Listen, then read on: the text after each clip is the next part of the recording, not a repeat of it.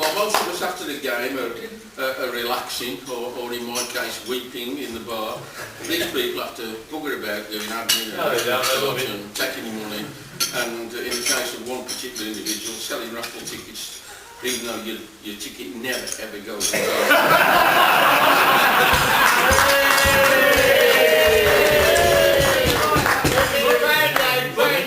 But I'm over that.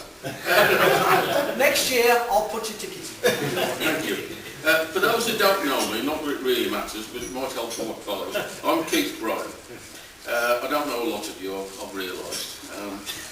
Some of you may know that I'm starting to get involved a little bit on the financial side of the club's management, and that forms the backcloth to this little offering. For the next few minutes, if you can imagine that in this time of austerity, I have been asked to review the club's finances, and to help me in this, I was involved, how can I put it best, one of our more experienced members, Dave Lewis. I've also, to need some professional help, I've also involved an ex-accountant, a past accountant failed, Ian Lewis. And in this little scenario, we have to come up with a financial plan to help the club. Also to understand it, you have to, and I mentioned this last year I think, when I might have had a drink, you have to understand that in my little Tuesday 3 ball, we often play in front of Alan Fern's group. And we've christened their lot the skaters, because we swear they must be on skates to get round so fast. So, here goes. Give me a moment. This is a very original title. I don't know if any author has ever dreamt this up before. A Shifnal Christmas Carol. It was Christmas Eve at Shifnal, as quiet as the grave. All had long gone home, except Keith, Ian Lewis, and his dad Dave.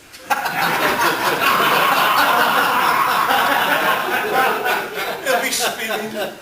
They worked by the light of a candle, a faint and eerie glow. They had no choice, the power was off, to keep the cost down low. The cold was cruel enough to test the hardiest brass monkey, but turn the heat on, they dare not. The club hadn't got the money. Sad to say that though they worked deep into the night, compared to their joint IQ, the candle was more bright. For God's sake, Keith, said Dave, his nose now nicely blue, we couldn't have saved as much as we can. What else can we do? We'll increase the subs, said Keith. They'll just have to double. But not for us life members, said Dave. That'd cause you trouble.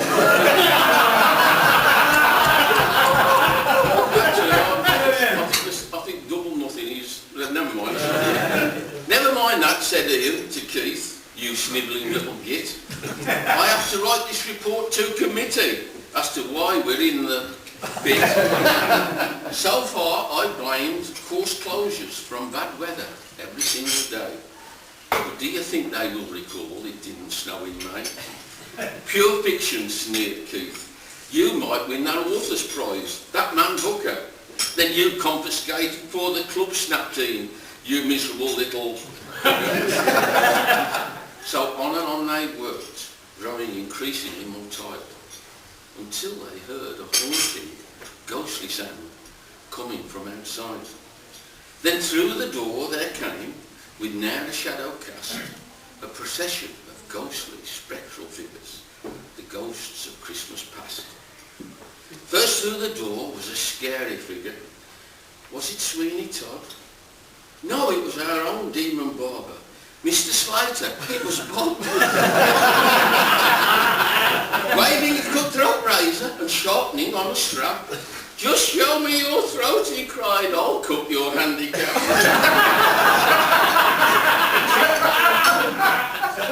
Keith shuddered and instinctively put his hands to cover his neck, but next came a vision to make him more of a nervous wreck. It was a team of fast, silent golfers, no sound were they making. It was Alan's four-ball, famous for golf while speed skating. Alan said, better course utilisation is what you need. We'll double the membership if we all play at speed. My group knows how to get you round at faster rates. You can pack away your golf shoes. We'll all be on skates. The skates are set off as if they were in a race, and promptly melted away and disappeared without trace.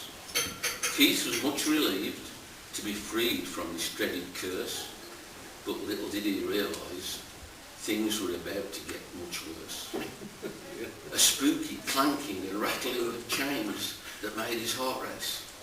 Then through the door appeared a haunting, disturbing face. The apparition said, "Worry not, I'm back. I won't let this club fail. It's me, Roger. I've escaped from jail. I've got lots of ideas to generate more money. We'll play the fiddle on Tuesday, Friday, Saturday and Sunday. We'll double the fee and only pay out for above a target score. In future to get paid, you need 50 points or more." The twos competition is popular, so we'll keep that alive. I'll just tweak the rules a little so that to win, it has to be on a par 5. And the raffle, I've realised how we can make more. From now, the prize for winning is a ticket in next week's draw. And actually, that's a very good idea.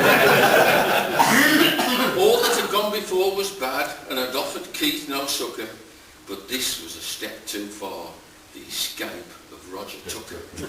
So Keith could stand no more and began to scream and scream, only to be shaken by Dave Lewis saying, "Wake up, you're having a dream." "A dream," said Keith. "A dream? His face a deathly hue? Do you mean that it was just a dream and none of it was true? I saw and heard some awful things that made me moan and mutter, but thank God that in the real world there is no Roger Tucker."